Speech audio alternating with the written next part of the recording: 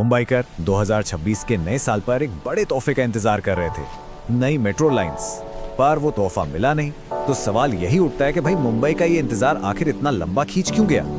देखिए, प्लान तो बिल्कुल सीधा और साफ था। 31 दिसंबर तक मेट्रो लाइन 2B और 9 पब्लिक के लिए खुल जानी थी।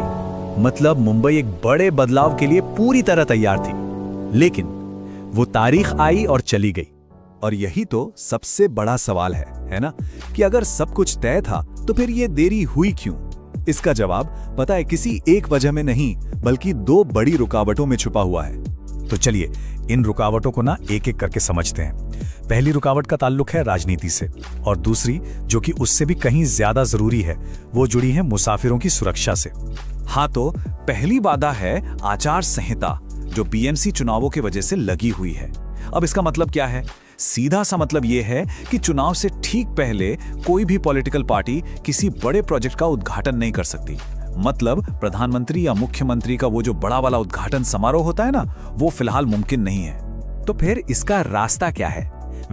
MMRDA ने एक सॉफ्ट लॉन्च का प्लान बनाया है। इसमें कोई पॉलिटिकल तामझाम नहीं होगा, कोई बड़ा इवेंट नहीं। MMRDA बस चुपचाप इन लाइनों को पब्लिक के लिए खोल देगी। इससे आचार संहिता भी नहीं टूटेगी और लोगों को सुविधा भी मिल जाएगी। लेकिन राजनीति के अलावा एक और बहुत बड़ी और जरूरी रुकावट है, और वो है CMRS की मंजूरी। CMRS यानी commissioner of metro rail safety. ये एक इंडिपेंडेंट संस्था है जिसका सिर्फ एक काम है, ये पक्का करना कि मेट्रो सफर के लिए 100% सेफ है, और इनके सर्टिफिकेट के बिना कोई भी मेट्रो लाइन शुरू हो ही नहीं सकती। देखिए, मेट्रो खोलने का एक पूरा प्रोसेस होता है। कंस्ट्रक्शन पूरा होता है, ट्रायल रन होते हैं, और उसके बाद सबसे जरूरी स्टेप आता है CMRS का इंस्पेक्शन। जब तक ये सेफ्टी सर्टिफिकेट नहीं मिलता ना, तब तक पॉलिटिकली चाहे कितनी भी जल्दी क्यों ना हो, लाइन शुरू नहीं हो सकती। सीधी सी बात है, सेफ्टी सबसे पहले है। ठीक है, तो अब हम ये तो समझ गए कि देरी क्यों हो रही है। तो अगला सवाल क्या है? यही कि भाई ये लाइनें आखिर खुलेंगी कब? तो चलिए जरा नई टाइमलाइंस पर एक नजर डालते हैं। तो ये रही पूरी जानकारी एक नजर में। लाइन 9 और 2B के कुछ हिस्से, ध्यान रहे कुछ हिस्से, मिड जनवरी 2026 तक खुल सकते हैं। बस एक ही शर्त है, CMRS की फाइनल मंजूरी। और वहीं लाइन 4 और 4A का पहला फेज फरवरी-मार्च 2026 तक शुरू हो सकता है। तो सबसे पहले जो लाइनें खुलने वाली हैं वो हैं लाइन 9 और 2B। अधिकारियों का टारगेट है कि इन्हें 15 जनवरी को होने वाले BMC चुनाव से ठीक पहले शुरू कर दिया जाए। लाइन 9 जोड़ेगी दहिसर ईस्ट को मीरा भायंदर से, और लाइन 2B अंधेरी वेस्ट से मानखुर्द वाले कॉरिडोर का एक हिस्सा खोलेगी। लेकिन जैसा मैंने कहा, इन सब के लिए बस एक ही चीज का इंतजार है, CMRS की हरी झंडी। चलिए, लाइन 9 और 2B की बात तो हो गई। अब आते हैं मुंबई के एक और बड़े मेट्रो प्रोजेक्ट पर, यानी लाइन 4 और 4A, जिसका टाइमलाइन थोड़ा सा आगे का है। हाँ, तो इस लाइन पर काम बहुत तेजी से हो रहा है। सितंबर में ही ट्रायल रन शुरू हो गए थे।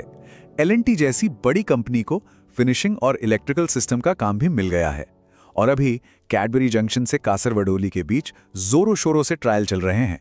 तो टारगेट यही है कि पहला फेज फरवरी या मार्च तक खोल दिया जाए।